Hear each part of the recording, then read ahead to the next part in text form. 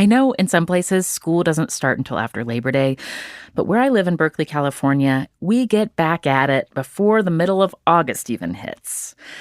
And for my family, this transition comes with a big move. We pack up 2 kids, 2 dogs, and 3 rats and move back from Wyoming to the Bay Area. We have done this for many years now, migrate to Wyoming for the summer season. Partially it's for my husband's work, and also because we love getting to be in the mountains and in rivers and with people we love. But the move back and forth, that stinks. The frantic energy of organizing and sorting and deciding what you can part with and how much will fit and trying to tidy at the very end, it is never not stressful, and it always takes longer than I expect. Moving is when we really have to confront that change is here. What has been is over, and it's time for whatever's next. Our episode this week is about a man who lives in that in-between space, Adonis Williams, New York City mover. We first ran this episode a few years ago, and we wanted to share it again because he reminds me of the magic that also comes along with picking up and moving to the next thing. I'm 6'4", 248 pounds. My employees use the word brolic a lot when they see me pick up stuff. Like I literally would just pick a sofa up over my head while 2 of them are struggling with it, and I'll just say, I got it, and I'll just pick up the sofa bed over my head and start walking with it. And they go, oh my God, he's so brolic. This is Death, Sex, and Money. The show from Slate about the things we think about a lot and need to talk about more. I'm Anna Sale.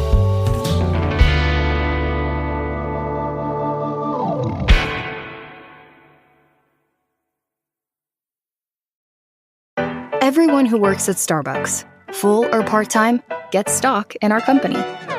Which means that when Starbucks succeeds, our people do too. At Starbucks, benefits like company stock are just the start.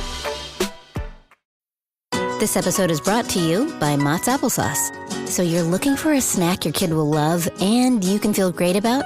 Give him a Mott's no sugar added applesauce pouch. Made from real, delicious apples and a good source of vitamin C, too. Perfect for tossing in a lunchbox or grabbing for on the go. Mott's. Real apples make real good applesauce. Learn more about Mott's no sugar added applesauce at Motts.com.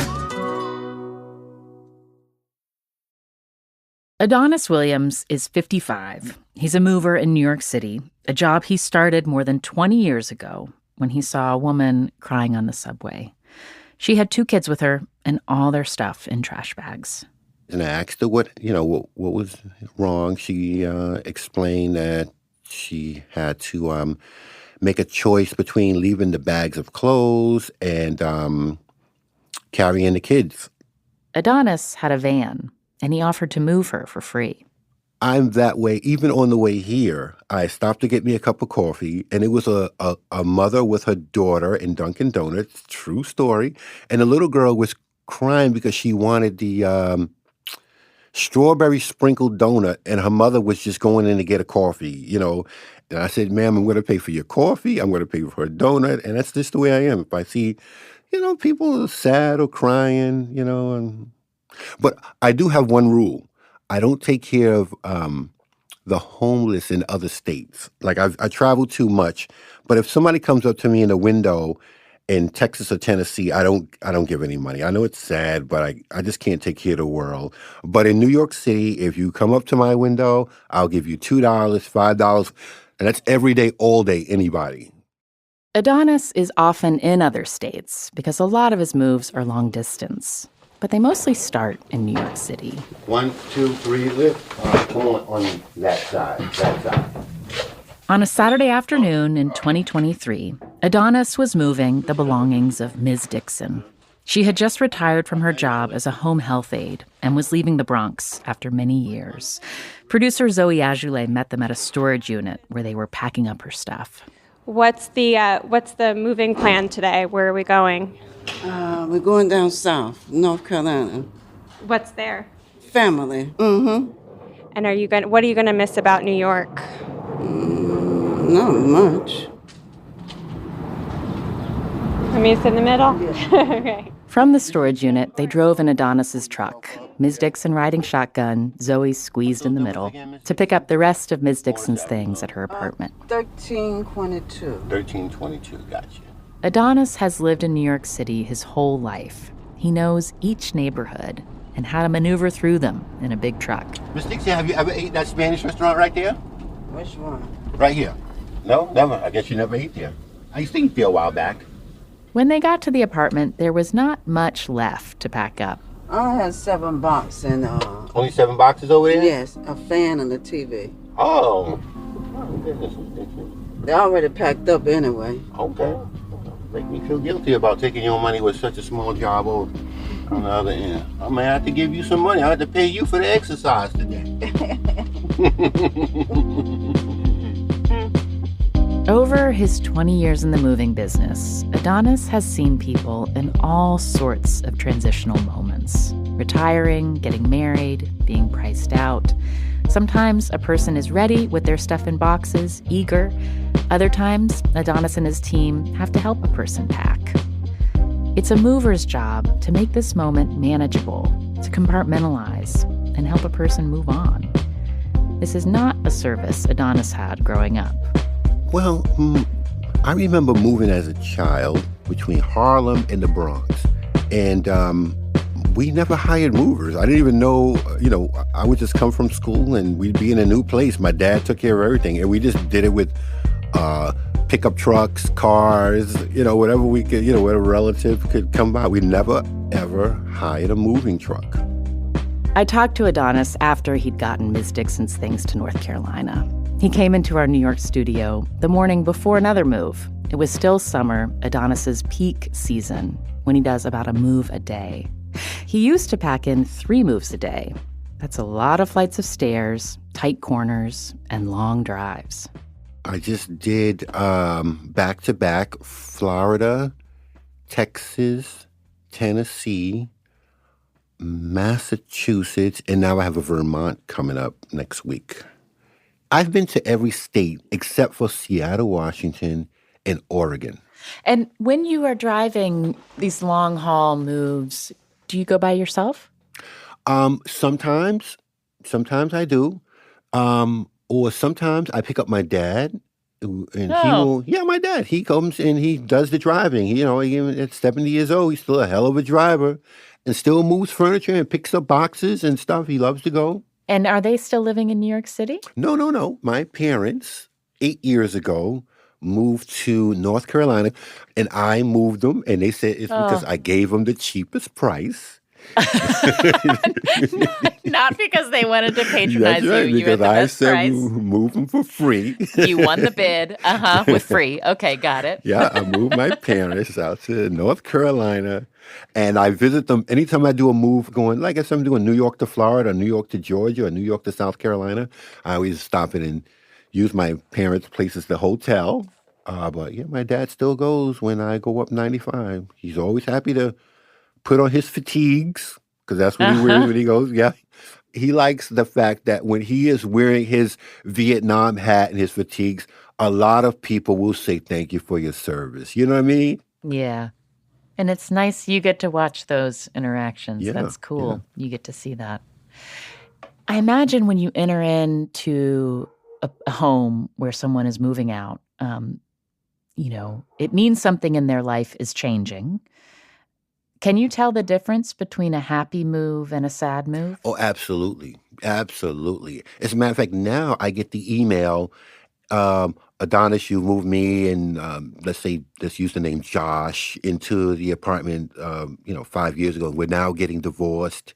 And I just want to know if you are able to help me move. So they'll know the kind of atmosphere I'm entering. Like, I won't be like, hey, how's everything going? And it's a sad occasion for them because they're getting a divorce. You know what I mean? Mm-hmm, mm-hmm.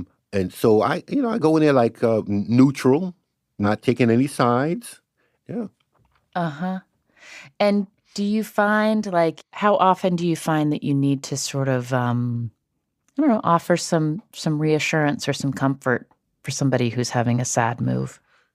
Usually every time. Every time you do the move, there is some, they want to talk to you about it. You become the bartender or the taxi driver that they need to, vent to, or at least tell their side. Because, everybody feels I'm not the bad person. And I get some people, guys, both guys and girls, that say, Adonis, I really messed up. I cheated on him and got busted. Do you ever find yourself sharing any of your, ups and downs with someone who's having a hard time? Absolutely. You can't go in and just hear about their life and not have to share part of your life, with them. And that happens all the time, I tell them about my mistakes because at 54, I'm always older than the person that I'm moving,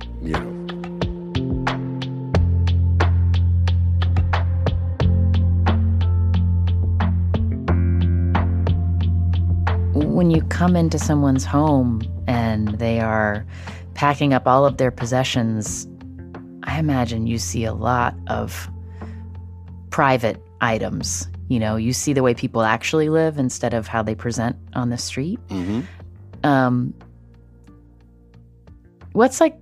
Does anything surprise you now, having done this for 20 years, what you come across when you're packing up a bedroom, for example? No, now I have on my questionnaire, when I send them a list of tips, of moving tips, to please check under the beds for anything personal, so that, because a lot of times the apartments are so small, the rooms are so small that the bed takes up most of it, and you can't move the bed left or right or nothing. It's just up against the wall, and so I ask them to check under the bed, because usually whatever falls on the side of the bed or under the bed, they can't get it until the movers come and move the bed. So I moved an Indian couple that I had moved before, and was familiar with them and everything. And but this time, they were having a baby and they needed a bigger space. So when we moved the bed, and a lot of the Indians and Asians, parents come on both sides when they're doing the move. Yes, they both come like it's an event, whatever. They come help do the packing and maybe mind the baby, the small children, so the parents can do whatever they have to do. So, I got ready to take apart the bed, took the mattress off, lifted it up, and they're all talking to me, and I moved the bed, and some used condoms were fell on the side of the bed.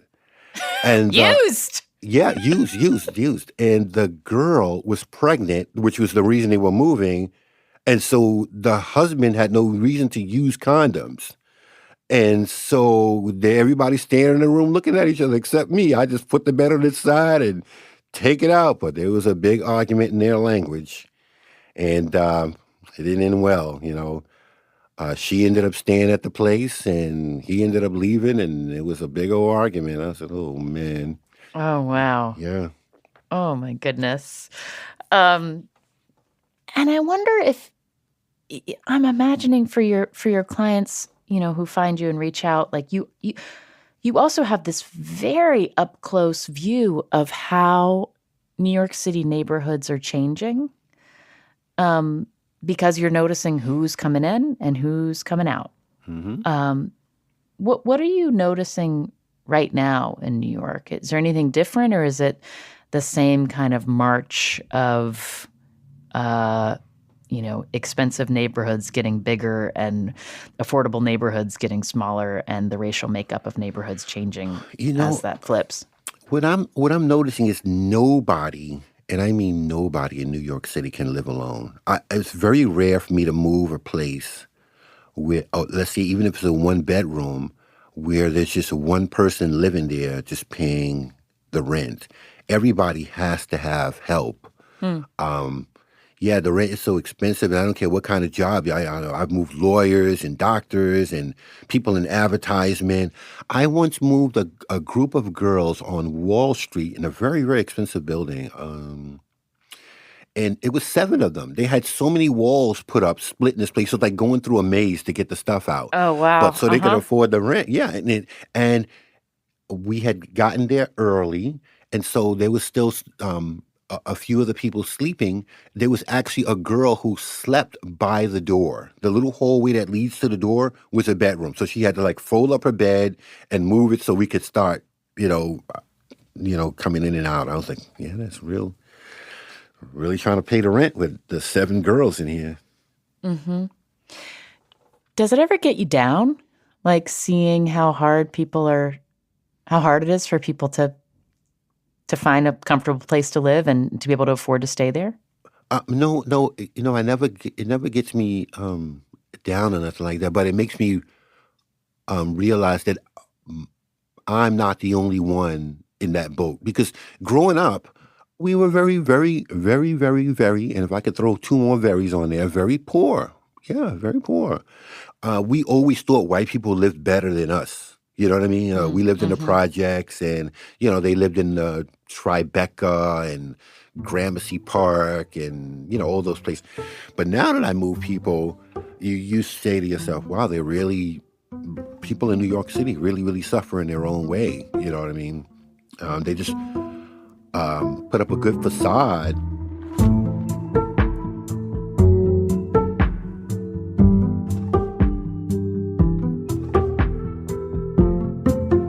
Coming up, how Adonis got into the moving business and why, for the first 5 years, he didn't charge for it.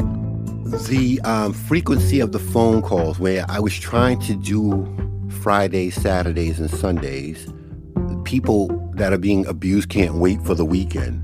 So then I found myself trying to take care of it in the morning before I went to work.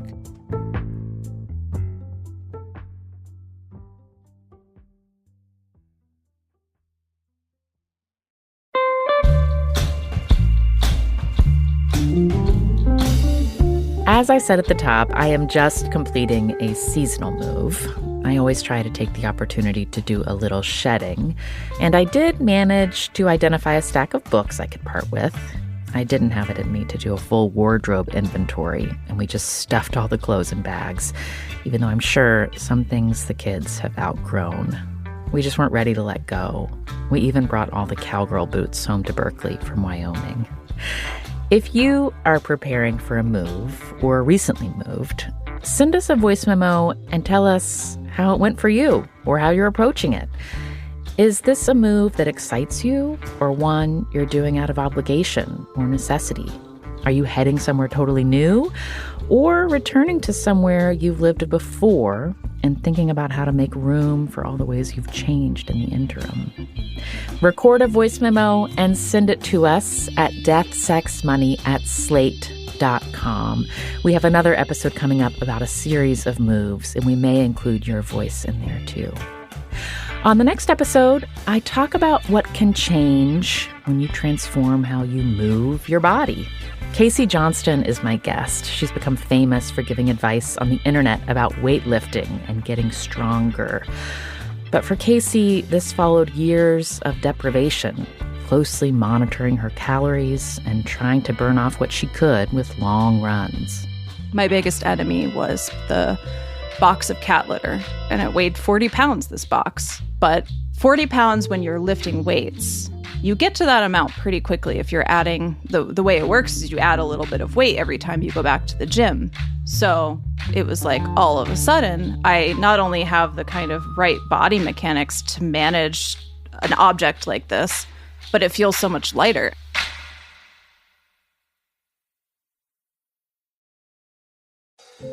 Did you know that if you are using detergent pods, you may be cleaning with microplastics? That clean might not be as clean as you think. So check out Blueland. Their products meet the highest standard of clean because they're effective yet gentle on the planet and your family. Blueland was also named an EPA Safer Choice Partner of the Year. Here's what I like about Blueland. You don't have to get plastic packaging again and again and again to keep your house clean. In particular, I really like their toilet tablets. They come in this really nice looking metal tin that has a lid, and when you need to clean your toilet, you just pull out a tablet, drop it in, it gets fizzly and clean, and you scrub and you're done, and you don't have to buy another big plastic bottle of something. Blue Land is on a mission to make it easy for everyone to make sustainable choices. Blue Land products are independently tested to perform alongside major brands and are free from dyes, bleach, and harsh chemicals. Blue Land has a special offer for Death, Sex, and Money listeners. Right now, get 15% off your first order by going to blueland.com/DSM. You won't want to miss this. blueland.com/DSM for 15% off. That's blueland.com/DSM to get 15% off.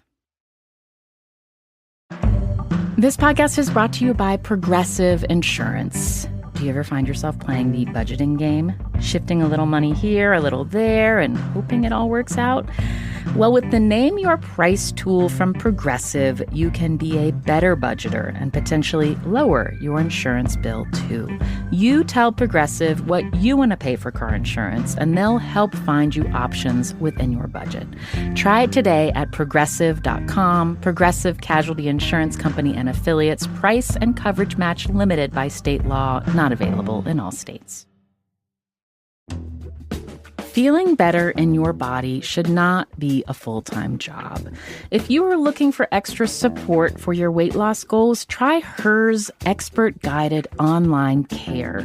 Hers is transforming women's healthcare by providing access to affordable weight loss treatment plans. Here's how it works. They connect you with a medical provider who will work with you to determine the best treatment option for you. If prescribed, you can get medication as part of a doctor-developed program, complete with ongoing care, check-ins, dosage, and medication adjustments, plus 24/7 online support at no additional cost. Weight loss by Hers is realistic, not restrictive, and affordable. Hers provides access to both oral medication kits and GLP-1 injectable options. Whether you're looking to lose weight or grow thicker, fuller hair, or find relief from anxiety, Hers has you covered. Visit forhers.com/DSM to get a personalized, affordable plan that gets you. That's forhers.com/DSM. forhers.com/DSM. Weight loss by Hers is not available everywhere. Compounded products are not approved or reviewed for safety, effectiveness, or quality by the FDA. Prescription required. See website for full details, important safety information, and restrictions. Actual price depends on product and plan purchased. This is Death, Sex, and Money from Slate. I'm Anna Sale. By the time Adonis Williams was 30, he'd gone through lots of jobs. Supermarket clerk, security guard, summer youth counselor, and dental assistant. But money was usually tight. He had 2 sons, one who lived with him. And that's why he bought his first van in 2000. He needed a car, and a Dodge Caravan from the mid-90s was what he could afford. I had that van because that's the only thing that they would give me on my credit.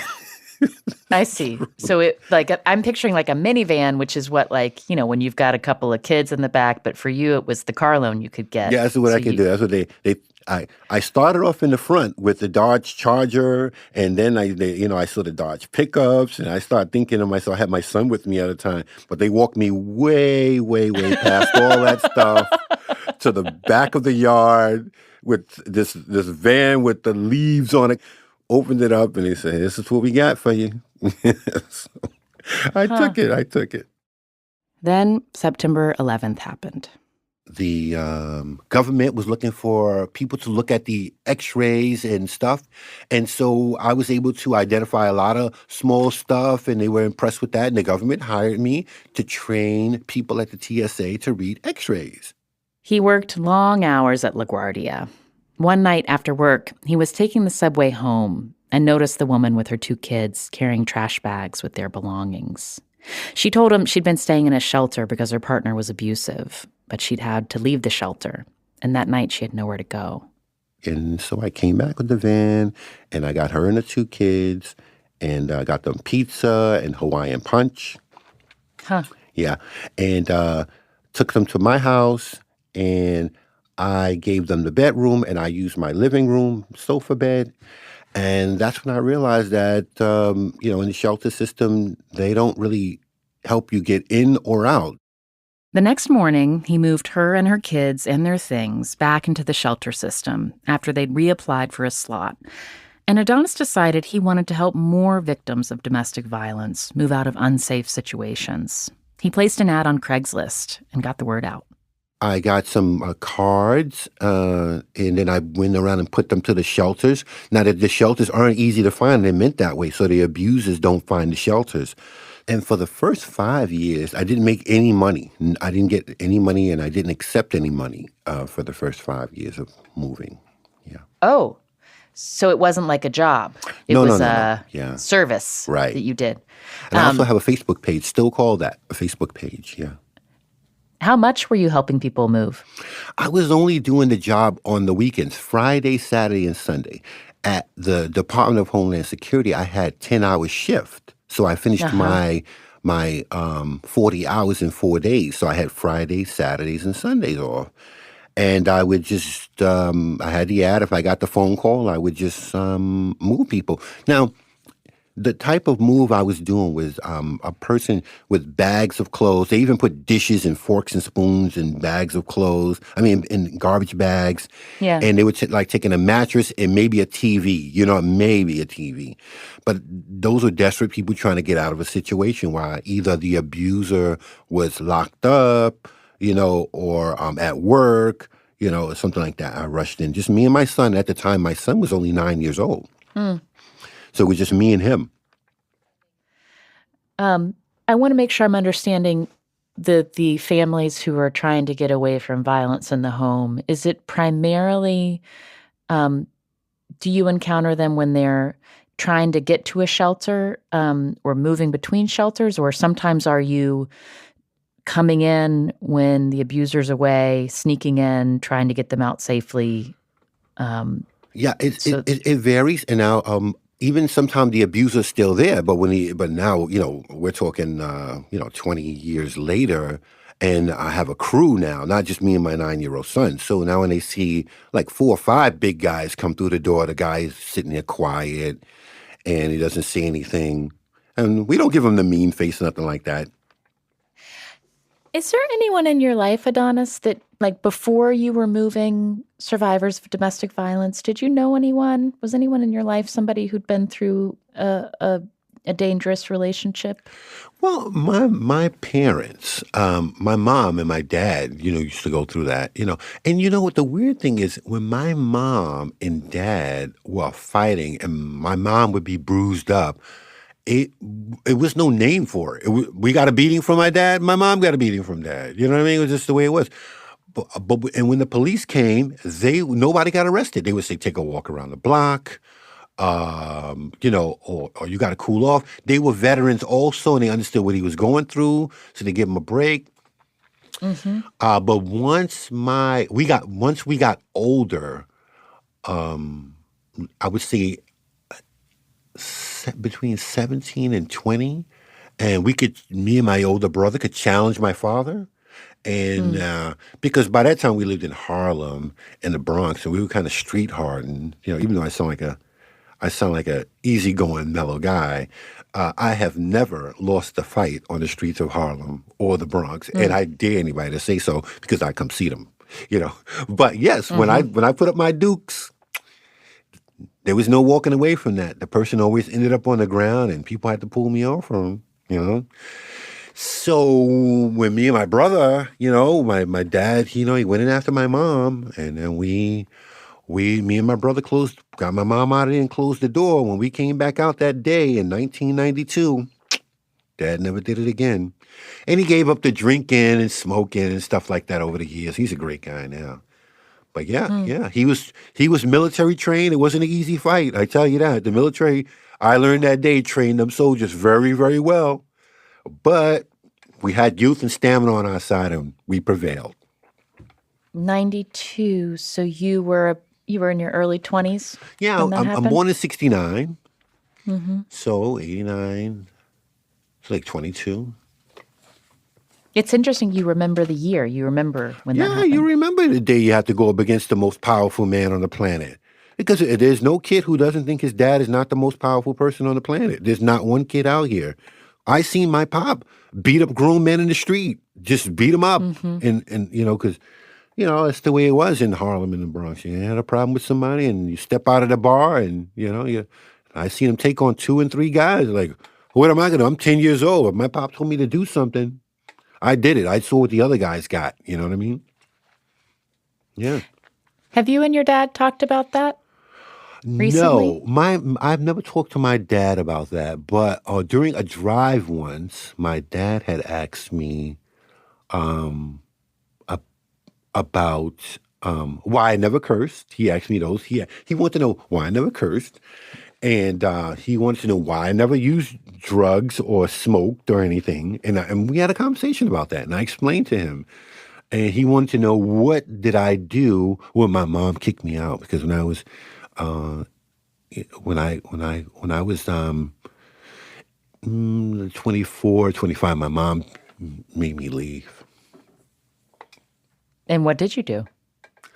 I lived sometimes. I lived sometimes in the same building where she put me out, but on the roof area, and I still went to work from there until a friend of mine had a studio apartment. He was getting married, and he gave me the studio apartment. And that was my first apartment in Harlem. Yeah. And why did your mom ask you to leave? She found that I had a kid that I didn't tell her about. Yeah, my first son. She was upset and she put me out. And what did you say when your dad asked you about why you don't curse and why you didn't do drugs? Well, I told my dad I didn't do drugs because I saw what it did to him. You know what I mean? The cigarette smoking, the drinking, how it made him, and I was afraid to become that person. Mm-hmm. And I don't spank. To this day, I do not hit women, I do not hit children, and I do not hit animals. Yeah. I never once gave my kids a spanking, and I never had an argument with a girl in a relationship, and I never hit her. And I don't hit animals; they can't defend themselves. Mm-hmm. That makes me understand, Adonis, when you describe, being on the subway and seeing a mom with her kids struggling. It makes me understand maybe a little bit about like the depth of feeling you might have to want to help look out and help a mom who needed help. Yeah.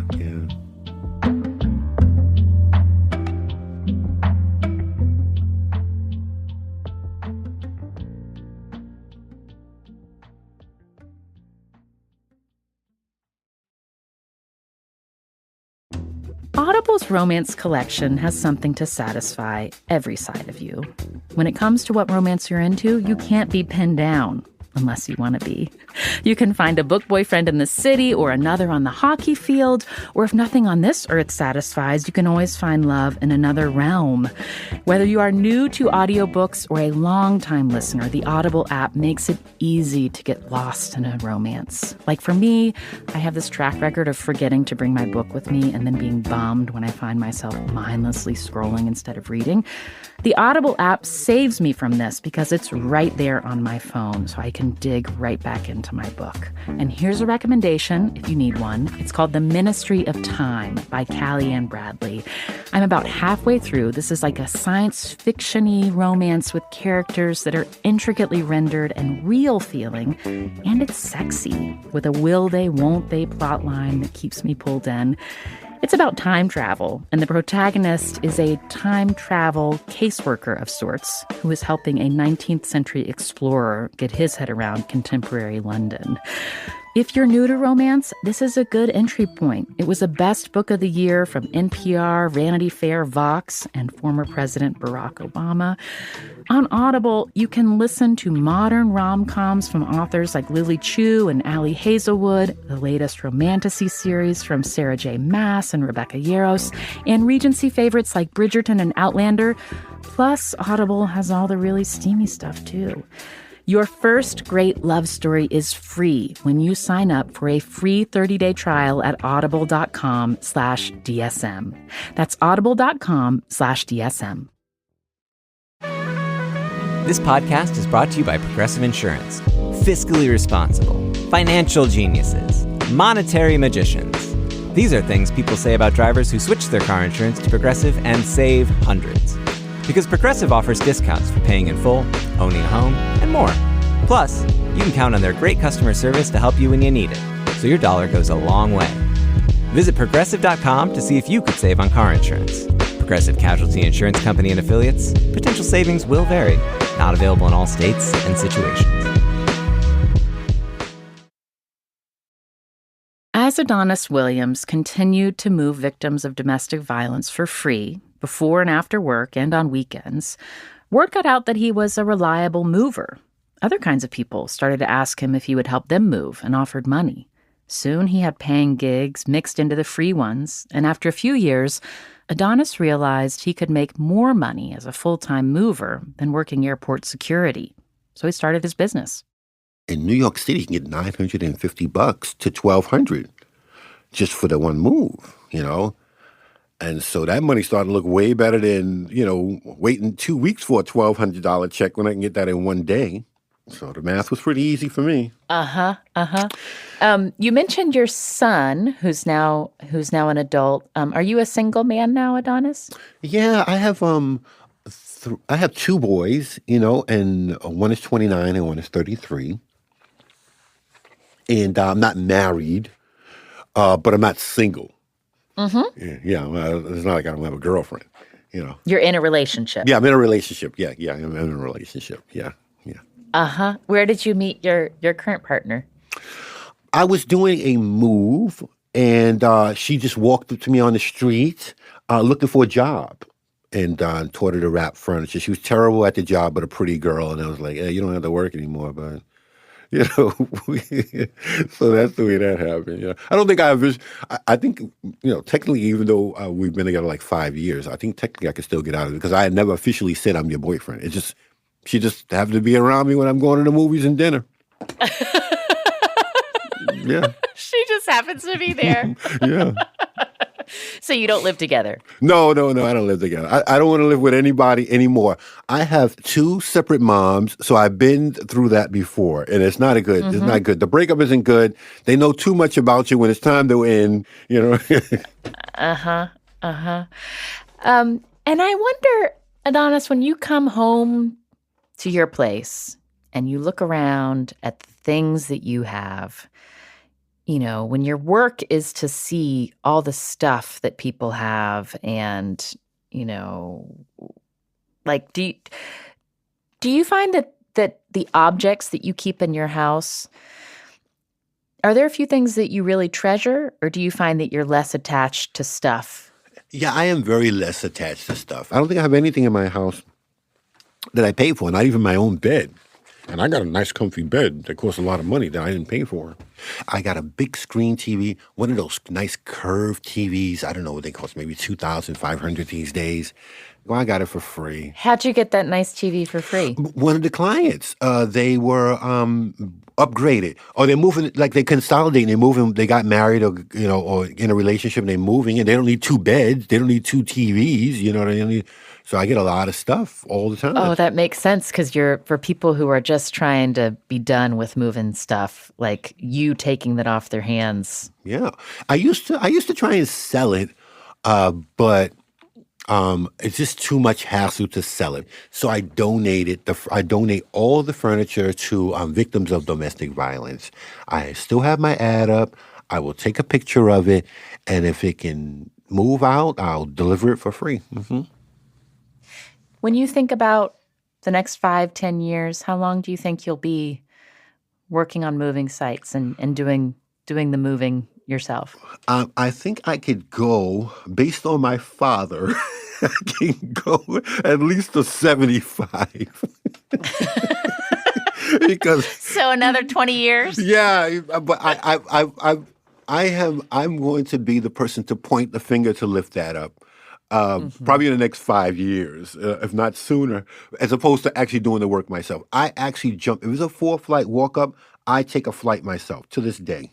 And when those guys complain about what they're lifting and how heavy something is, I'll always go, Come on, I'm double your age and I'm still doing it. I'm not even sweating yet. But when I sit, and I hope they never hear this podcast, when I sit in that truck, I'm going, why the hell did I do that? Oh, my God, why am I still doing it?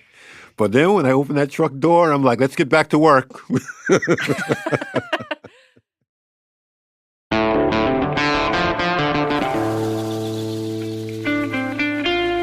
That is Adonis Williams, a mover in New York City who now lives in Queens. He still moves victims of domestic violence for free. We put a link to his website in our show notes. Adonis was also a part of helping Death, Sex, and Money's move from WNYC to Slate. When our show's time at WNYC was coming to an end and we didn't know what was coming next, Adonis was part of a funeral that we threw for that era of the show. He talked on stage with a client, Meryl. So Adonis has done 7 of my moves in the span of 8 years. Adonis had seen Meryl through a lot of ups and downs in her life. First up, father had passed away. Yeah. Then mother had passed away. And so I'm always there. And she always had a lot of work for us to do. It was, this is going in the dumpster, this is going in the garage, this is going into storage, this is going to my new place. It was that type of move every time, you know what I mean? They became friends, and Meryl asked Adonis for advice. Should she move to the city to meet a boyfriend? Yeah, Adonis was like, do not move for any man. Okay, and then what happened? Well, then I didn't have to move for any man because basically my now husband, Adonis, moved him into my apartment. There's a link to that conversation in our show notes. Our original episode with Adonis aired in 2023 and was produced by Zoe Azulay. The rest of the Death, Sex, and Money show team includes Andrew Dunn and Cameron Drews. Daisy Rosario is our senior supervising producer. Mia Lobel is head of podcasts at Slate, and Hillary Fry is Slate's editor-in-chief. You can support the production of our show by joining our membership program, Slate Plus. You get bonus episodes of our show and other Slate shows like Decoder Ring and How To, and you can listen to Slate's full podcast catalog without advertisements. Subscribe directly from the Death, Sex, and Money show page on Apple Podcasts or Spotify, or just go to slate.com/DSM Plus to sign up for Slate Plus and get access wherever you listen. Our theme music is by the Reverend John DeLore and Steve Lewis. When Adonis Williams does retire, he plans to move out of New York City to the country to live close to his parents. It's nothing like looking at the sky and listening to the crickets and having your dog. Like, they have 2 dogs, but the dogs love me. When I come by, they recognize me right away. They didn't jump up and down like little kids. You wouldn't believe these 2 dogs. Aww. They didn't jump up and down. They get to wagging, you know, and they love me. So I get me a dog and live out my days in a rocking chair, you know, like my dad. I'm Anna Sale, and this is Death, Sex, and Money from Slate.